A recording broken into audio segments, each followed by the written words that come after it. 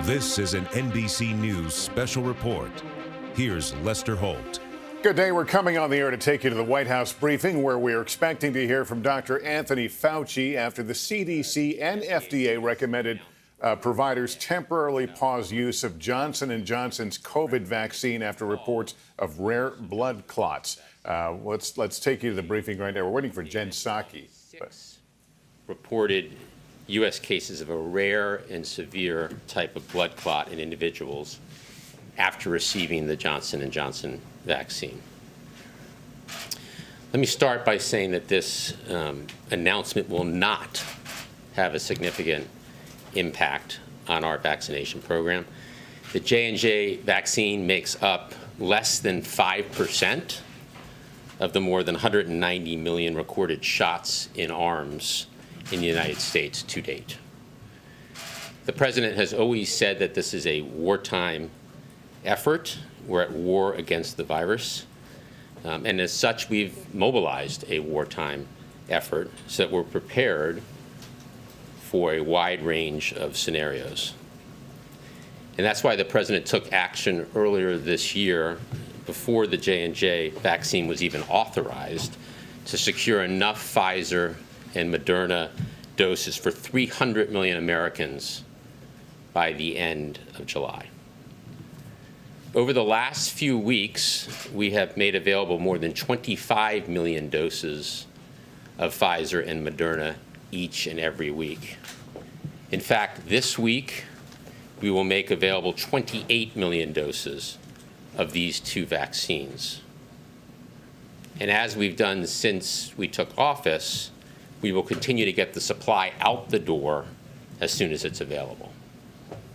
So we have more than enough supply of Pfizer and Moderna vaccines to continue the current pace of about 3 million shots per day.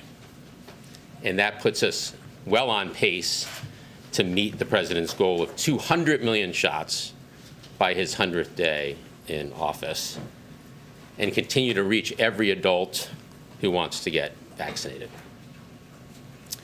We're now working with our state and federal partners to get anyone scheduled for a J&J vaccine quickly rescheduled for a Pfizer or Moderna vaccine. And we're actually already seeing this happen today at sites across the country where J&J appointments are being adjusted that were for today to actually get Moderna and Pfizer today. So that's happening many places across the country. The president has committed to the American people that his administration will always lead with science, tell the truth, and give Americans the facts as we know them. CDC and FDA will continue to do just that and provide regular updates to the public, and they will do so as they continue their investigation. With that, let me hand it over to Dr. Fauci, and then we'll take questions. Oh, sorry, let me get my mask. Thank you very much, Jeff. Just to follow up a bit and maybe fill in a couple of points from what Jeff said and what our colleagues in the FDA and the CDC said earlier this morning at the press conference. A couple of issues come up of the importance of calling this pause, because people say, what does a pause mean? It really allows both the FDA and the CDC to further investigate these cases to try and understand some of the mechanisms of what it is, some more details about the history of the individuals who were involved that might shed some light on looking forward, what will happen and what we will do. That's the first thing. The other thing is to make physicians out there aware of this, and there are some clinical implications of that I believe are important. For example, if someone comes in with this really rather rare syndrome of thrombotic thrombocytopenia, where you get thromboses, and when you have thromboses, the most common way to treat that is with heparin. That would be a mistake in this situation because it could be dangerous and make the situation much worse. So there's a clinically relevant reason why you want to make this known to people. Also, when individuals, particularly younger women, who might come into a physician with a particular thrombotic phenomenon, which is things that happen for other reasons all the time, that we want to alert physicians to take a history of a recent vaccination. That would be important. So the pause not only allows us to take a look at the cases and learn more, but it is also a signal out there to help the physicians. Common question, and I'm sure we'll have a number of questions which Jeff and I will be happy to answer to you, but one of the questions that comes up already rather frequently, does this have anything to do with the efficacy of the vaccine? So we know that there have been 6.85 million doses of J&J distributed in the United States thus far. So someone who maybe had it a month or two ago would say, what does this mean for me? It really doesn't mean anything. You're okay, because if you look at the time frame when this occurs, it's pretty tight, from a few days, 6 to 13 days from the time of the vaccination.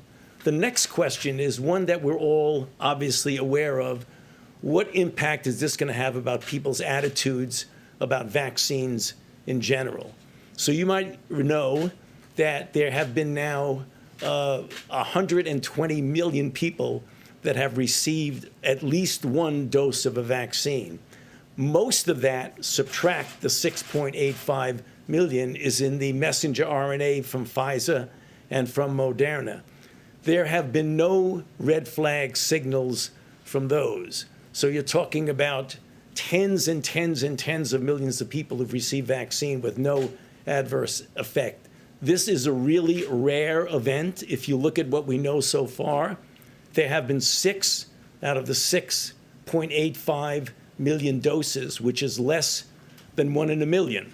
So remember, this is something that we always, out of an abundance of caution, as Jeff said, to give us a time to take a good look at it and see if we can get further information. So I'll stop there, Jeff, and we could obviously take some questions. Okay. Mary, you want to kick us off? You described this as a really rare event, but this does seem like a pretty drastic step.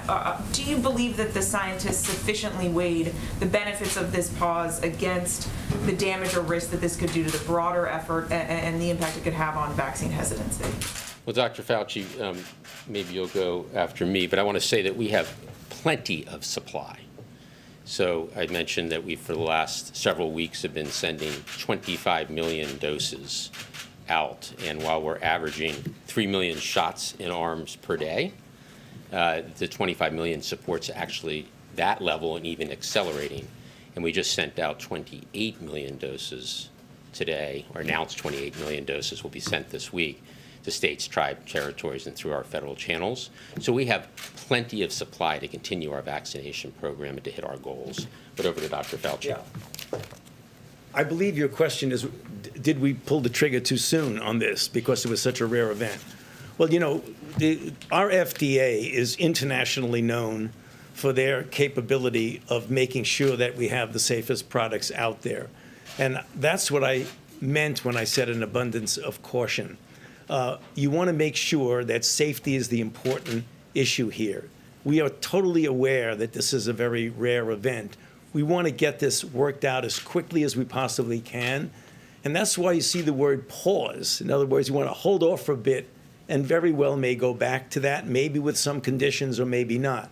But we want to leave that up to the FDA and the CDC to investigate this carefully. So I don't think it was pulling the trigger too quickly.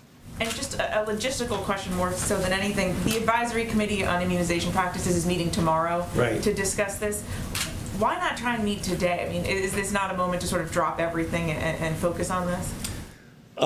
You know, I think you have to get people pulled together. I think tomorrow is not such a long wait. I mean, I'm sure they want to get everybody. There may be people who are not available. They want to get the full component of it. Elle?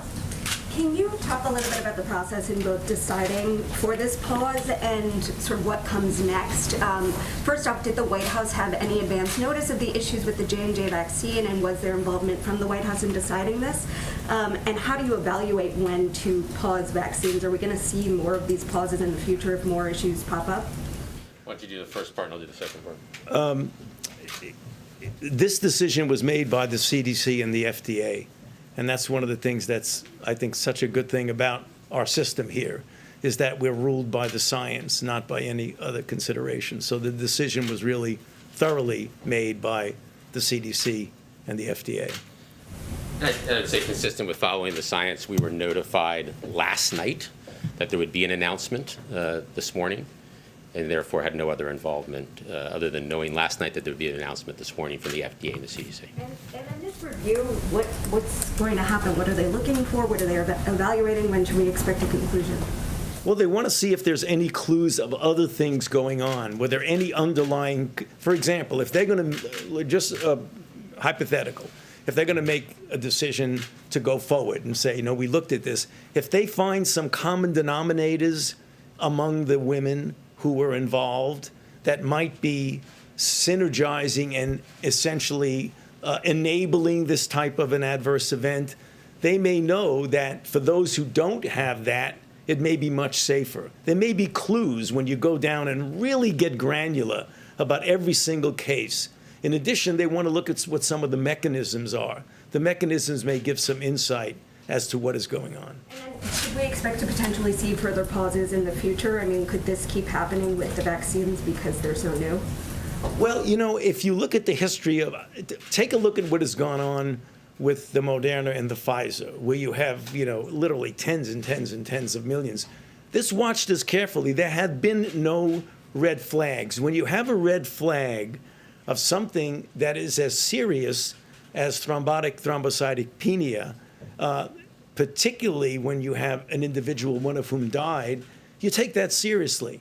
So I don't think that minimal things that very likely have nothing at all to do with the vaccine, that we're going to pull the trigger so quickly as to keep stopping and stopping and stopping. I think this is an unusual occurrence of a serious adverse event that you want to make sure before you go forward, you investigate it thoroughly. And that's exactly what they're doing. They're pausing so that they can look at it more carefully. Thank you. A couple for Dr. Fauci first. It's great to see you back at the podium, Dr. Fauci. Given that the impacted patients were all women between the ages of 18 and 48, should women under 50 be excluded from getting the J&J vaccine? The question you're asking gets back to several of the questions here. That's the reason why the CDC and the FDA want to take a look at this and say, are there some categories now where people outside of that categories don't have any of the factors, so it'll be okay to go on?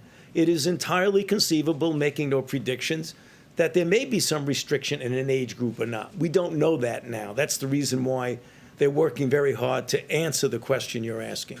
And what's your medical advice for people who have recently received the J&J vaccine and may be concerned about blood clots? Well, if someone recently, within days, I would tell them to just, first of all, don't get an anxiety reaction, because remember, it's less than 1 in a million. However, having said that, pay attention. Do you have symptoms? Headache? Do you have shortness of breath? Chest discomfort? Do you have anything that resembles a neurological syndrome? And obviously, if you have something as serious as a seizure, that's pretty clear. But the manifestations of this are that headache is the very common component of it, because the sinus thromboses that they have is the draining of the blood in the brain, and it will cause enough symptomatology to make you notice it. Just tell people to just watch out for not feeling very well. And one for Jeff. Officials from different states told us this morning that they were really caught off guard by this announcement. They were ready to put shots into people's arms and had to scramble. Can you explain that chain of communication? When and how did you notify states that they might have to pause? Right. Well, as I said, we didn't know about anything in terms of the announcement until last night, and we didn't even know the content of the announcement until this morning when everyone else read it. As soon as we got that, our team farmed out and started contacting folks to make sure that everyone knew that that was now announced by the FDA and CDC. Tuesday is the day that I have my regular governor's call, so that was fortunate that was at 11 a.m. So we had all the governors already lined up with their teams, and we had Drs. Fauci and Drs. Walensky join that call, and the teams will continue to support the statewide efforts, the federal channels, the community health centers to make the adjustments. So I think the message got out very clearly and quickly. There was no heads up here. The announcement was made this morning. Thank you. Thanks, guys. Just two quick ones. The first one, and you might not have the answer to this, do we have a timeline in terms of how long this is going to, are we talking days before it might get flipped back on, or a week? And then second one for Jeff, if you don't mind, I understand what you're saying on the macro level related to supply, but when you talk to local officials, the J&J shot, because of storage, because it was one shot, was considered a crucial component in rural areas and kind of underserved communities. How does that not affect the timeline that you guys are on in terms of actually getting shots in arms? During one of the questions which was asked, I believe, of the CDC, the question was just yours, and I don't know what they're going to be doing. What I heard from the previous press discussion was it's going to be more like days to weeks rather than weeks to months. We have plenty of supply, and we have plenty of vehicles for delivering that supply, whether it's through the federal pharmacy channel, whether it's mobile units, community health centers, and all of those are equipped to deliver the Moderna and Pfizer vaccines. So we'll make sure that those units continue to grow in number, because you're right, we need to reach people where they are, and the mobile units and the community health centers are particularly essential for those. And they have been receiving Moderna and Pfizer doses since we began both those programs. So it's no different. You just swap out the vaccine if it was a mass vaccination center or if it was a mobile unit going to a rural area. Now, the Moderna and Pfizer vaccines, as you know, are 2-dose vaccines. Right. So it's important that people come back for their second dose, 3 weeks post their first dose of Pfizer and 4 weeks post their first dose of Moderna. But all of our units, all of our delivery channels are equipped to deliver both Pfizer and Moderna. And just real quick, how does this not contribute to, those are the very areas where hesitancy, I think, is most predominant at this point in time, based on what you guys have seen? Do you have to change your message? Do you have to do something different to address hesitancy in the wake of something like this? No, I think we need to continue to be transparent about what the science is telling us. That's what brings us here today. There's, as Dr. Fauci said, there's been tens of millions of doses of Pfizer and Moderna administered over the last several months, and millions of people, both in the U.S. and around the world, have been safely vaccinated. I think it's important that we have here the FDA, and the FDA is the gold standard for ensuring the safety and the effectiveness of the vaccines. And today's action, I think, is clear evidence that they're taking every step necessary to ensure the American people have clear and transparent information about the safety and effectiveness of these vaccines. So the bottom line is the vaccines, Moderna and Pfizer, that are now being administered are clearly safe and are saving lives, and every American should get vaccinated when it's their turn. Thanks. Jeff, is J&J production going to continue during this pause? And secondly, is the Biden administration considering ordering more doses of Pfizer and Moderna, given, just in case this problem with J&J becomes prolonged? So the J&J production issues in Baltimore, obviously a completely separate set of issues, and those are being worked out through the FDA process with the company. And production of those vaccines begin if and when the FDA authorizes that facility. Your second question was, we really have thought of this as a wartime effort from the beginning, which is why we purchased excess supply, so that we'd be ready for any contingency. And we'll continue to look at every possibility in terms of making sure that we always have enough supply for the American people. Well, just to clarify on the J&J production, not related to the Baltimore plant, but just overall J&J production, is that going to pause while this pause on administering doses occurs, or is the production going to continue? Well, the production is really centered around that Baltimore facility. The vast majority of the production is that Baltimore facility. Andrew? I just want to, Jeff or Dr. Fauci, I want to just ask you very directly, are you ruling out the possibility that the vaccine could be removed from the market? I mean, are you ruling out that, are you expecting it to be re-allowed? Dr. Fauci. I think it would be premature to comment on that, and that's the reason why the pause was done, so that they could take a good look at it very carefully, look at every different factor. I wouldn't want to speculate as to what would happen. Often, when you see things like this, that you pause and come back. Whether or not that happens now, I can't guarantee it, but I can tell you that's exactly what the CDC and FDA people are going to be deciding on and looking at very carefully.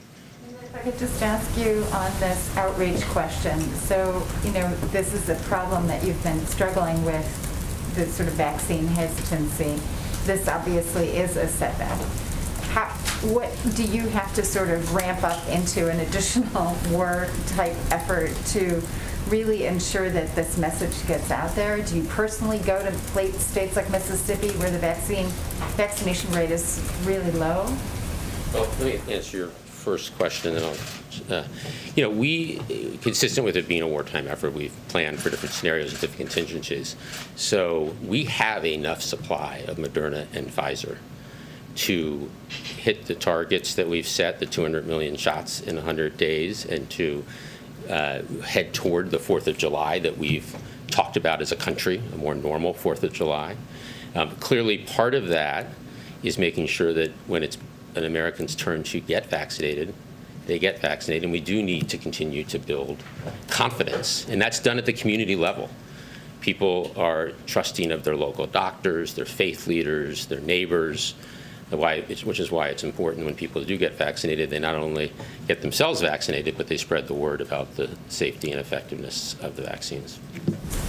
Steve? Just to nail it down, Jim, one of the goals that you haven't mentioned today is the hope that there'll be enough supply on hand for the country by the end of May. Is that still operative now in the wake of this pause? And the second question is, it's a bit surprising to learn that you only yourself learned about this morning. Do you wish you had heard sooner? Yeah, I learned about it last night that there would be an announcement, not the specifics of the announcement. No, because that's to the science, and we want the science agencies to lead with science, and there's no reason for us to be involved in any of the scientific decisions. We bring nothing to the table. That is the FDA's role, that is the CDC's role, and they're led by terrific leaders with great teams to do the science, and this administration will be led by science. As to your first question, we believe there's enough vaccine in the system, Moderna and Pfizer, for all Americans who want to get vaccinated by May 31st to do so. Yeah, Jeff, I feel like we're kind of dancing around the hesitancy question here, and so I'd just ask you directly, do you think the announcement of this pause will increase or decrease vaccine hesitancy? Look, hesitancy amongst a group of people is a challenge, and we need to be addressing it, and we are, as I talked about, by going to meet people where they are, to follow all that we've learned about who people trust, their local doctor, their nurse, their faith leader. And I think that there's tremendous track record, as Dr. Fauci has talked about, with tens of millions of doses of Pfizer and Moderna.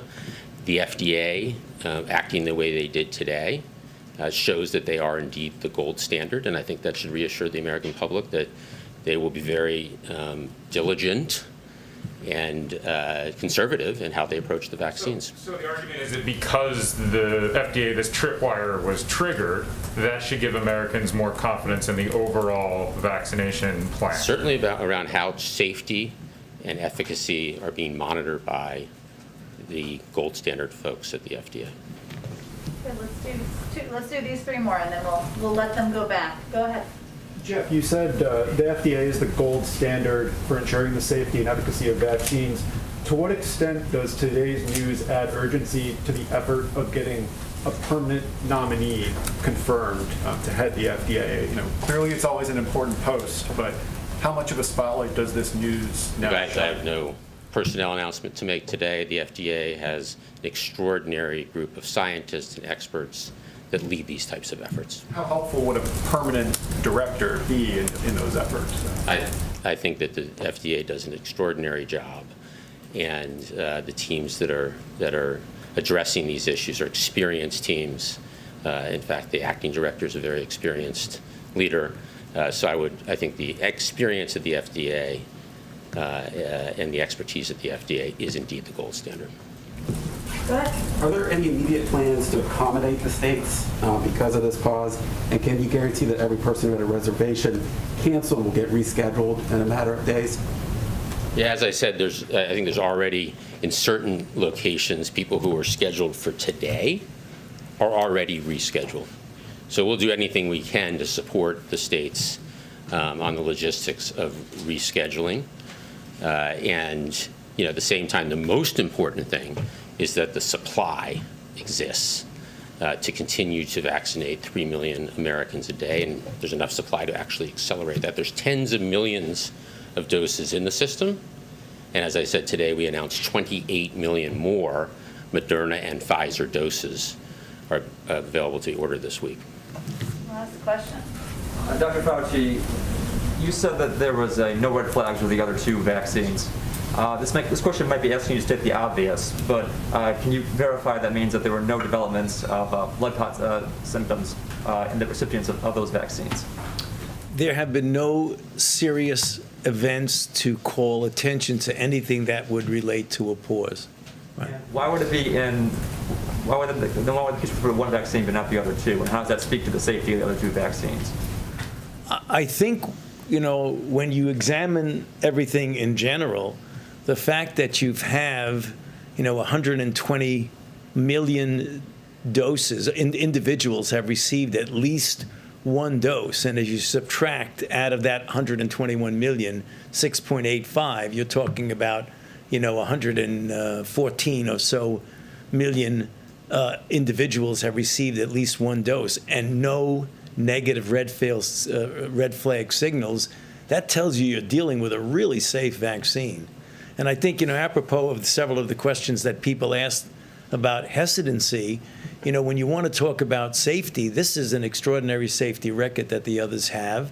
And the fact that a pause was done, I think, just as a testimony to how seriously we take safety and why we have an FDA and a CDC that looks at this very carefully and hopefully will resolve it pretty soon, within days to weeks, apropos of your question. So I think it's a very strong argument for safety, actually. Thank you, Dr. Fauci. Thank you, Jeff. Thank you. Really Thank you, appreciate everybody. taking the time. Thank you. Thank you. We've been listening in on the White House daily briefing, but leading today with these questions over the Johnson & Johnson COVID vaccine. A pause now on those doses being administered till they get to the bottom of 6 cases of blood clots, what Dr. Fauci called a serious adverse event. At least one person has died. They also note over 6 million people have received the J&J shots. This pause, as they say, a time to review and find out if there was any linkage between these blood clot cases and the vaccinations themselves. Let me bring in Dr. John Torres now, our NBC News medical doctor. Doctor, he calls it an adverse event. At the same time, they note that the odds were over greater than 1 in a million. Are you surprised they have paused based on only 6 cases?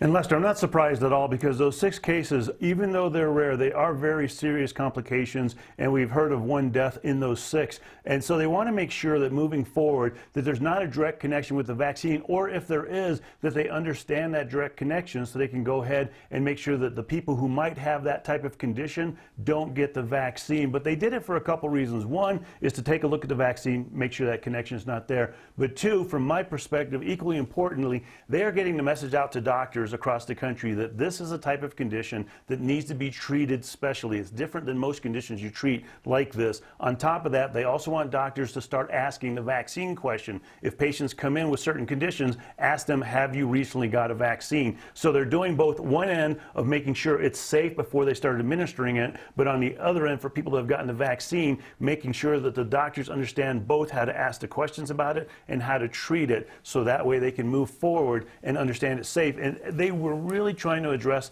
the hesitancy question without actually addressing the hesitancy question. And what they were saying is the FDA is showing a great record and is doing it here as well at making sure that they put a pause on things like this to make sure they're safe before they start up again, Lester. All right, John, let me bring in a critical care pulmonologist and NBC News medical contributor, Dr. Vin Gupta.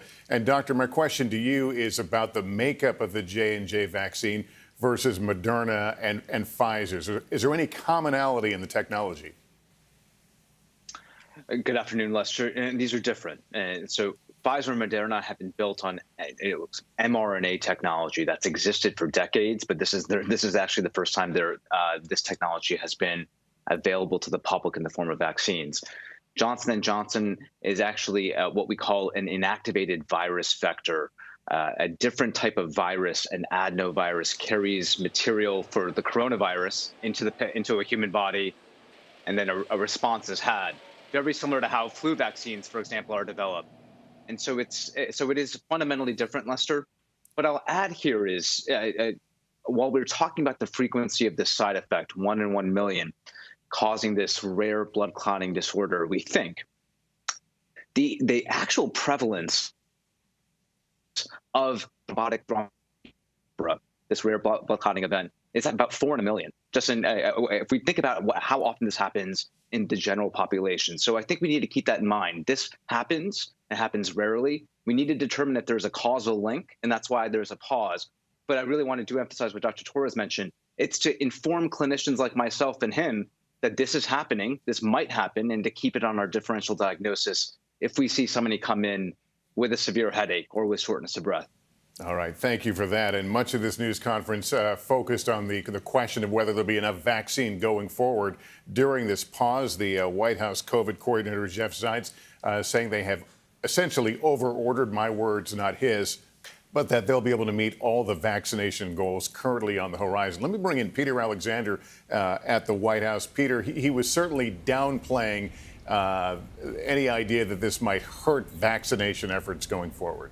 Yeah, Lester, that's exactly right. Jeff Zients, who is the COVID-19 response coordinator for this White House, said that it will not have a significant impact on their vaccination effort. He says they will still be able to reach all those Americans who want a vaccine right now. But the question of hesitancy is a significant one here. A senior White House official just a matter of days ago telling me what the real issue that they feared before this news came out was that in the not too distant future, there would be more Americans there would be more shots of the vaccine available than there were Americans who wanted, which is to say there would be a lot of Americans who had the opportunity to get one but chose not to. And the J&J vaccine, they know, was specifically directed toward younger Americans, those 20 and 30-year-old Americans who may have been more inclined to get just one and done, one shot and be done with it. So that is among the concerns that the White House privately is expressing right now as it relates to this. In terms of the grand situation here, they believe that they're still on a good pace. As an official told me recently, the #1 rule in emergency management is having multiple exits.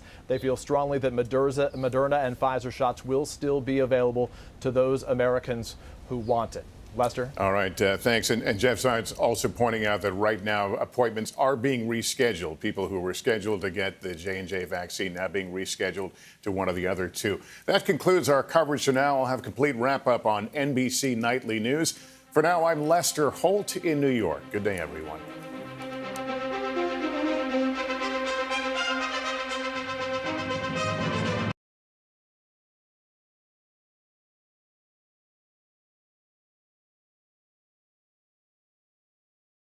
The purpose of that is to, of course, be honest and candid where there are areas where we disagree and have concerns, but also work together on areas where there is mutual interest. And that may relate to arms control, as we did with the extension of New START shortly after the president was inaugurated, or even working together on pursuing an Iran nuclear deal. So there'll be a range of topics discussed. As we get closer and details are finalized, we'll share those with you, but we're just at the early stages of the discussions. And with respect to Russia's military buildup at the Ukrainian border, what is on the table to respond if Russia doesn't back down? I mean, are military options being considered? Well, Secretary Blinken and Secretary Austin are both in Brussels now. They are having discussions with their counterparts about a range of topics, including the military buildup on the border. So I won't get ahead of those discussions. I expect they will do a readout when those discussions conclude. Any approach or engagement with Russia or actions would be done in coordination. And then one more on Afghanistan. Republicans are already talking as though the announcement has happened of the withdrawal of all troops by September 11th. And so I wanted to get your reaction to something Mitch McConnell just said. He suggested that it would put our NATO partners in a shared fight that we have not yet won. It would abandon the women of Afghanistan, whose freedoms and human rights will be in peril. He said that the administration plans to turn tail and abandon the fight in Afghanistan. So what is your response to this criticism and criticism from other Republicans that it's too soon without any plans to sort of maintain stability there? Well, again, I will leave it to the president to lay out his specific plans for withdrawing troops, the reasoning, and his commitment to focusing on the threats and opportunities we face around the world today. But I will say that the president has been consistent in his view that there's not a military solution to Afghanistan, that we have been there for far too long. That has been his view for some time, well documented, well reported on. He believes that, and he remains committed to supporting negotiations between the parties, which many of you may be following, are resuming next week. And he also believes we need to focus our resources on fighting the threats we face today, 20 years, almost 20 years after the war began. And so that's his approach and how he looks at this decision, but he will lay out more specifics tomorrow. Okay, go ahead. Thanks, Jen. You mentioned President Biden has been consistent. As a candidate, he told CBS that he thought a smaller footprint of troops should remain in Afghanistan in the case that terrorists reamass their capacity. But now he's committing to drawing troops to a number that is 0. Can you explain that change? Again, I know we're doing a number of briefings with all of you where you will have all of these questions answered. I will say that the president's approach and his decision that he made was done through close consultation with military leaders, with his national security team, with partners and allies around the world, and with his objective in mind of ensuring we are focusing on the threats we're facing. We're doing that in close coordination with our partners and allies, and I will leave it to the briefings that you will be receiving and his speech tomorrow to outline more in more further detail. Go ahead. Oh, go ahead. On Russia, the U.S. has repeatedly called on Russia to de-escalate tensions at the Ukrainian border. Does the president have any reason to believe Putin will actually listen this time? Well, I would say when it comes to diplomacy, you don't stop calling for what are the right actions and the appropriate actions and the actions the global community believes are right. Just because you see a hesitation in taking those actions. And there is, what is different now is that there is coordination on the international front with the Europeans, with our partners. As I mentioned, Secretary Blinken and Secretary Austin are in Brussels now having a discussion about a range of issues, including the aggression at the border. And that pressure is different. Russia is an outlier in many ways in that regard. So we will continue to work in partnership with our allies and partners and continue to put the pressure on and call for what's right. Go ahead. A couple of different topics. Just one quick follow-up on Russia. In reading the readout that you guys sent out, does the president currently characterize the relationship with Russia as honest and stable, or is that something he wants to work toward?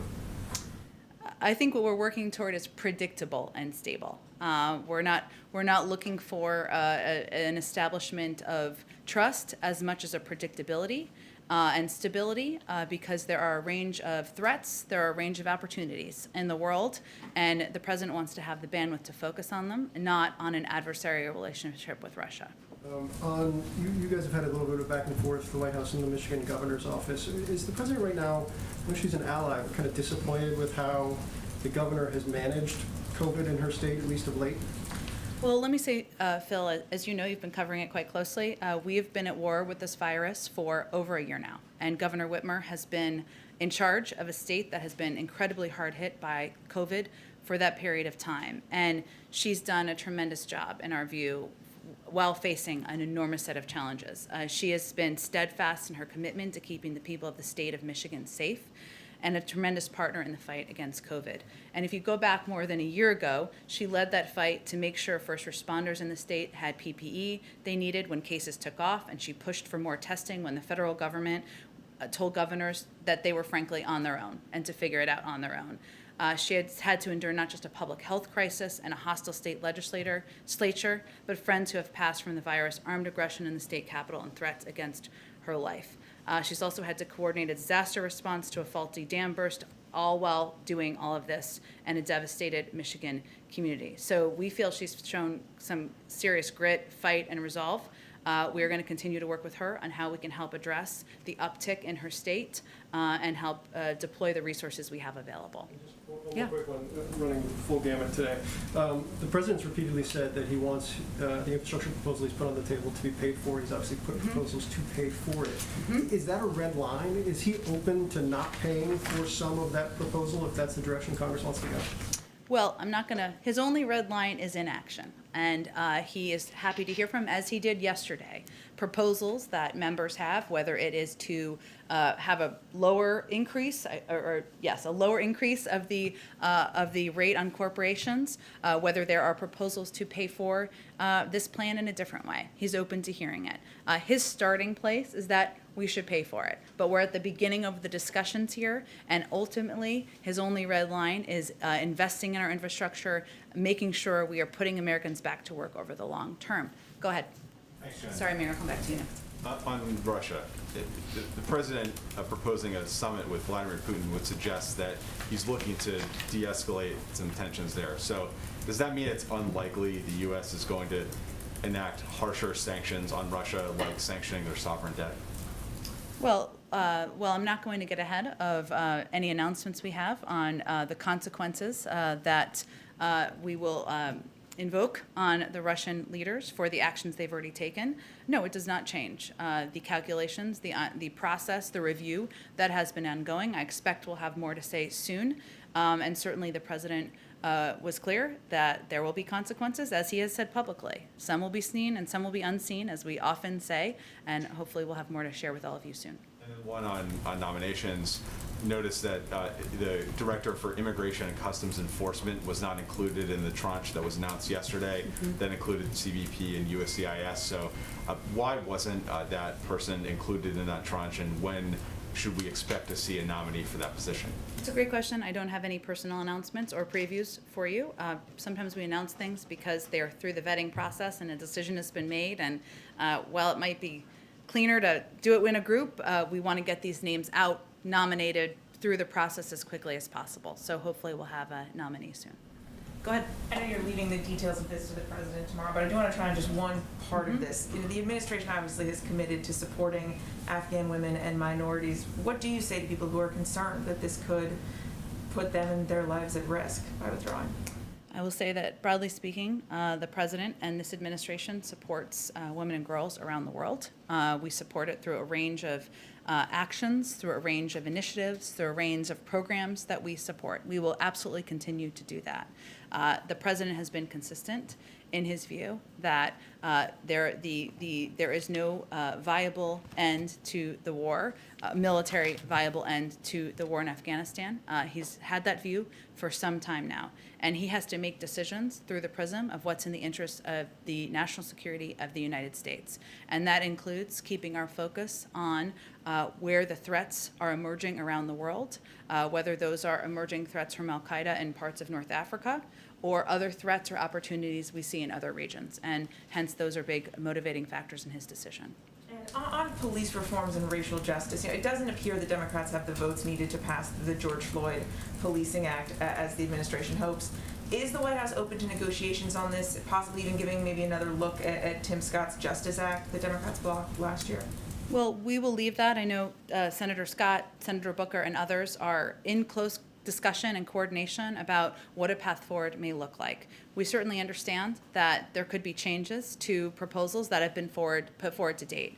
We believe that the George Floyd Act has a lot of the components that will help rebuild the trust, help put in place many of the reforms that are frankly long overdue. But we also recognize that democracy in action means changes take place. So we'll have to see what the discussions look like and whether the president could support any changes that would be made through that process. And if I could, I just want to get your reaction to some comments from Congresswoman Rashida Tlaib that are getting a fair amount of attention. Responding to Dante Wright's shooting, she says, "I'm done with those who condone government-funded murder. No more policing, incarceration, and militarization. It can't be reformed." What do you make of those comments? Do you disavow her calls for no more policing? Look, what I can state from here is that that's not the president's view. The president's view is that there are necessary, outdated reforms that should be put in place, that there is accountability that needs to happen, that the loss of life is far too high, that these families are suffering around the country, and that the Black community is exhausted from the ongoing threats they feel. But he also believes that there is a forum for putting in place legislation, the George Floyd Act, that can help put many of these necessary reforms in place, and that part of what needs to happen is rebuilding trust in communities in order to get to a better place. Go ahead, Steve. As a follow-up to that, there are people all across the country who are demonstrating and actively calling for reform. What expectation should they have for change in the Biden era?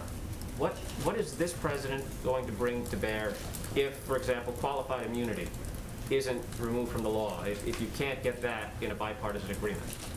Well, first, we're not going to get ahead of what the discussions are about a bipartisan agreement. I think what Americans who are exhausted, who have suffered, who are worried about their kids and their family members should know is that the president sees racial equity as a central focus of his presidency, and his actions bear that out. He has obviously signed a number of executive actions. He is a strong supporter of putting in place, working through legislation that can put in place permanent reforms, and he will continue to elevate and talk about the need to address these issues across the country at a range of opportunities. And hopefully that gives some reassurance to the public about his commitment. Quick question about yesterday's infrastructure meeting. There were some rumblings on the Hill that one of the things that was mentioned in the discussion was an increase in the gasoline tax. Can you explain the context and what was actually discussed? Sure, I think that was a little bit of a garble, unintentional, but in yesterday's meeting with members of Congress, the president mentioned the gas tax only to make a point that even a significant increase in the gas tax, which some people have proposed, would pay for only a fraction of the investment the country needs. Now, fundamentally, he does not believe that paying for this historic investment in rebuilding our nation's infrastructure and creating millions of jobs should be on the backs of Americans. So he doesn't believe that anyway. He's proposed his own means of paying for it, but he was using it as an example of how it wouldn't even make a sizable dent in paying for the package. So it is not under consideration here? Correct. Correct. Go ahead, Andrea. So on the international front, you have tensions, obviously, with Russia over Ukraine and Crimea. There are a lot of concerns about what's happening in China and the South China Sea and also in Taiwan. Are you confident, is the president confident that the U.S. military is postured correctly and prepared to deal with multiple crises occurring almost simultaneously at a time when you're withdrawing troops from Afghanistan?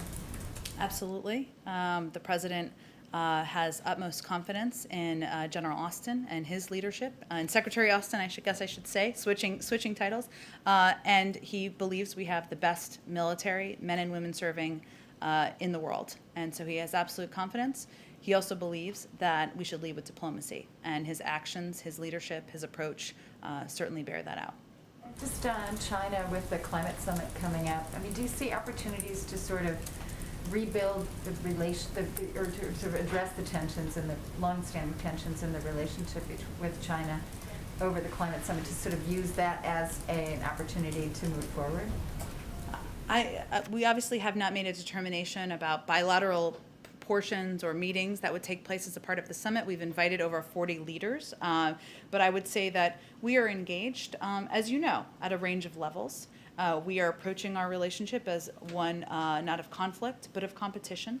We believe that the most important steps we can take is to rebuild and support our own economy here at home, and to also be candid about areas where we have concerns, whether it's human rights abuses or technological abuses, and that is certainly how we approach our relationship. So while the summit is still coming together, I'm not sure I would go that far, given there are over 40 leaders we have invited, and we're still finalizing the details of the events.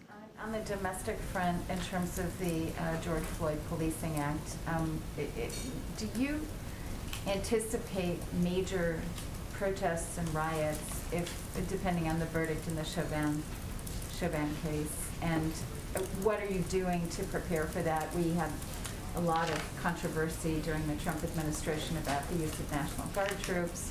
Are you preparing to put in National Guard troops if needed, depending on what happens in that verdict? I know it's a hypothetical question, but you have to prepare for all eventualities. And last night, or 2 days ago, the president was, appealing for calm. Mm-hmm. Can you just walk us through your strategy and approach, given how volatile the tensions, the situation is? Well, while we are not going to prejudge the outcome, which I realize you're not asking me to do, but just to state it clearly, we are working with state and local leaders to advance our shared goal of ensuring public safety and citizens' rights to peaceful protest. The president, we all, will continue to monitor the developments, and our team will remain in contact with these officials on the ground, as well as with civil rights leaders and community stakeholders. But I don't think I'm going to read out more than that. Go ahead. Rule out sending in the National Guard. I would just leave it at what I convey. Go ahead. On the president's tax plans, he has said that individuals, households under $400,000 per year aren't going to see their taxes go up. Does that also apply to indirect effects from the corporate tax changes that might not technically be tax increases? Like if an average family of four making under that amount sees their heating bill go up because utility companies increase their rates to accommodate the 28% corporate tax rate, is that okay or acceptable to the president? You know, because it's not technically a tax increase?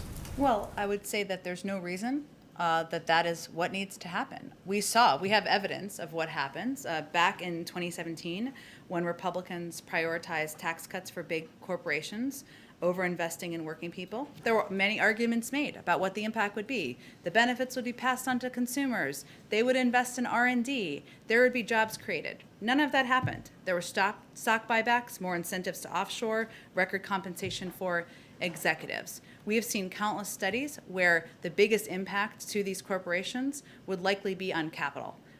So I would say that's not a concern we have at this moment in time. But even though, I mean, utility companies did, maybe it's arguably partially for show, but they did announce, you know, rate decreases after the 27 tax law passed and attributed it to the tax law passing. You know, is there some data that you're expecting from economists suggesting that will be the case, or are you just getting ahead of what might happen when the bill passes? I mean, I'm just getting ahead of that. Like, there were those announcements. You said, like, they didn't have the intended effects, but utility companies did say, hey, we can pass on this lower rate to consumers through their utility bills. And have utility companies said, I have not seen it if they have, that they would raise the cost if this bill passed to invest in infrastructure and get lead out of the pipes to make sure there's clean drinking water and create millions of jobs? I'm not aware of any specific announcements like that, but I'm just saying that was one of the results that occurred after the 2017. Well, then I don't think we have to anticipate it as an issue quite yet. Go ahead, Hans. Just on Iran, they've announced they're going to go to 60% uranium enrichment. What does that do to the ongoing indirect talks? Does it complicate them? Are those talks still on? And then I'll have a couple follow-ups. Sure. Well, let me say that first, we take seriously Iran's provocative announcement of its intention to begin enriching uranium to 60%, which the P5+1 should be unified in rejecting. This step both calls into question Iran's seriousness with regard to the nuclear talks and underscores the imperative of returning to mutual compliance with the JCPOA.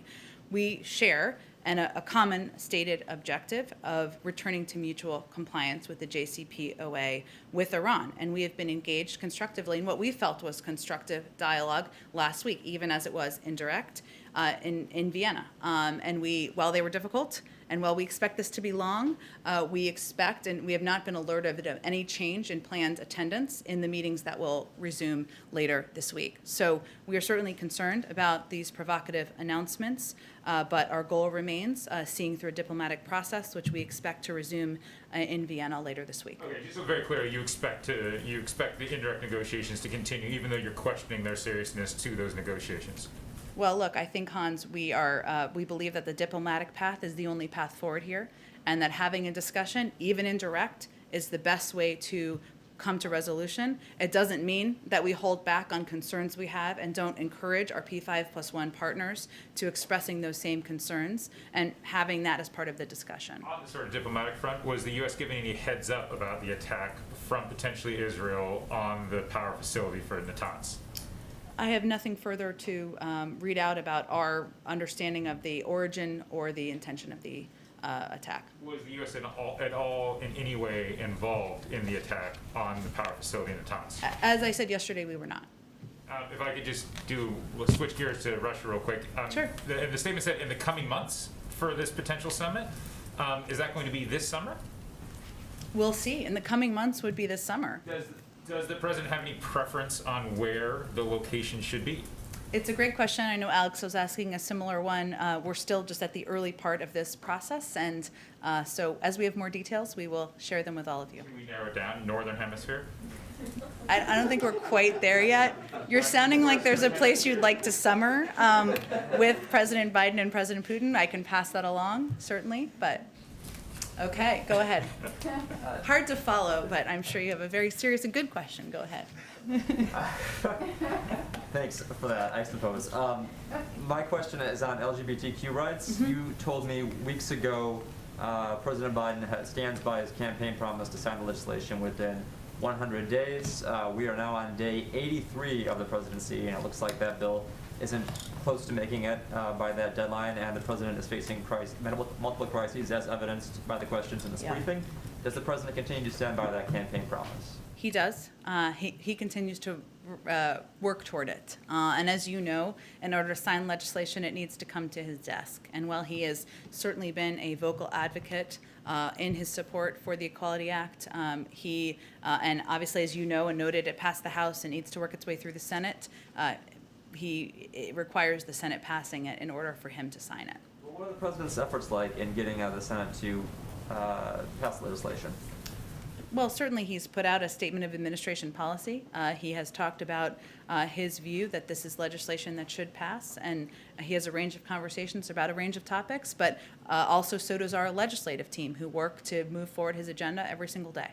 And then one thing that's related to this is the Supreme Court's upcoming decision in the case of Fulton versus City of Philadelphia, which will determine whether there's a First Amendment right to reject child placement in the homes of same-sex couples. Is the administration doing any contingency planning for that decision in terms of the Equality Act or anything else? Tell me a little bit more. Contingency planning, as if, what if there's a different outcome than we would like from the Supreme Court ruling? Contingency planning based on the outcome of this decision and how that squares with the passage of this legislation. And I think some observers say that one decision or another might let the air out and will that decision change the landscape for passage of the Equality Act? It's an interesting question. I'd probably have to talk to our legislative team. We typically, as you know, don't get ahead of Supreme Court rulings, but I will talk to them and see if there's anything we can convey directly to you. Go ahead. Thank you. Oh, I'm sorry. Go ahead. I'm just going to keep track so I get to everybody, but go ahead. Yeah, no problem. I have a question on immigration. So, you know, with Guatemala and Honduras and Mexico deploying their troops at their borders, what is the White House or the Biden administration's next plans to kind of help mitigate migration at the U.S.-Mexico border? At our own border? Well, I would say that part of our effort here in working with these countries is the recognition that irregular migration is a hemispheric issue that requires all countries in the region to play their part. So part of our effort here was to work with Mexico and Northern Triangle governments to implement collaborative migration measures. Of course, if these are effective, then there will be fewer people who are coming to our own border, so there is an impact even of that announcement that we just made that ensures that countries have deployed security personnel, migration officials, and other officials at the different at their borders to address migration.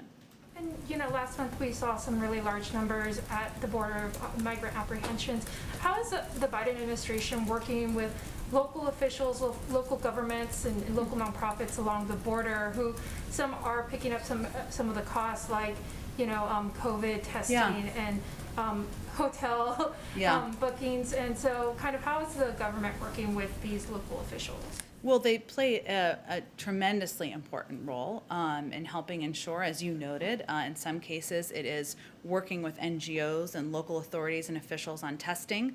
In other cases, there are covering the cost of hotels and others for quarantining. So they play a really tremendous role in helping ensure we are working in a humane way with those who are coming to our border in a range of ways. Now, we continue to convey which is our policy, that the border is not open, that we are turning away the majority of people, of adults who come to the border. But we still have children. We still have some migrant families who Mexico cannot accept for a variety of reasons. And these NGOs play an incredibly important role. I know we're at the end of our time here, so let me just, because there's a gather, that's why. But let's see if we can just get to you two quickly. Go ahead. Just a few about the vaccine and one on Iran, if I can. Several times from the podium, you've acknowledged that the Biden administration may not be the best messenger for certain groups on the vaccine, such as white evangelicals, conservative white folks. Can you take us inside the process as to how you're determining who the best messengers are for those communities? Are you reaching out specifically to targeted people? Are you relying on volunteers? What does that process look like? Well, a big part of our effort, and I appreciate you asking this question, is to create, in part, a community core, which is a program that gets fact-based messages into the hands of local messengers. And what we've seen through our data is that local messengers, whether that is elected officials, mayors, doctors, sometimes clergy, civic leaders, are the most effective messengers of anyone. And that's why a large part of our $3 billion funding that we have are focused on getting out into the country is on working with community-based organizations to strengthen vaccine confidence in the highest risk and hardest hit communities. So it really depends community to community, but we work with faith-based organizations, we work with community health workers, we work with disability organizations, we work with organizations across the board of all different backgrounds and affiliations so that they can get the message clearly out to communities. So I guess, how are you determining which organizations know who these influential people are who are going to reach these certain groups that you feel like perhaps you're not going to reach? How we determine who community leaders are in communities and like reach these groups that you're trying to get well, the I message. think as I'm conveying here, a lot of this is based on taking a local approach, and a lot of it's driven through HHS, so they may be best able to answer your question. I just want to get to our last person here. Go ahead. I would like to start with a question from my colleague. Do you have a comment on Japan's plans to release wastewater from Fukushima into Pacific Ocean, into the Pacific Ocean? Let me get you a comment from our national security team after the briefing. I'm happy to do that. Okay, Or directly to your colleague, I should say. Could you clarify who initiated the phone call with President Putin? Was it President Biden? I don't think I'm going to have more detail on that. I'll check if I do. The last one. Does President Biden want to restore travel between the United States and Europe, as well as with the United Kingdom before summer? You mean as it relates to COVID restrictions? Look, our focus, of course, we'd love to have travel return, just like everybody would like to return to normalcy, but we rely on the advice and the guidelines done by our health and medical experts, and so we'll defer to them on the timeline for that. See a chance for restoring travel between Europe and the United States for the summer? Many people need to plan in advance. Sure, we understand that, but also we will rely on the guidance and the timeline of our health and medical teams. Thanks, everyone.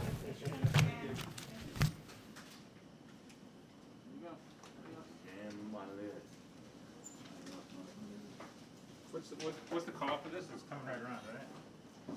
Yeah, pretty much, yeah.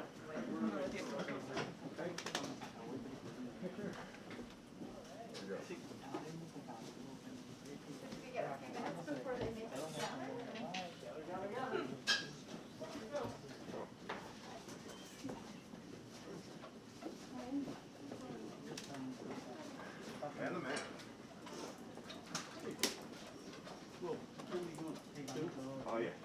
They're gonna call us. Oh, yeah? They're gonna Steve. I don't think I go about that.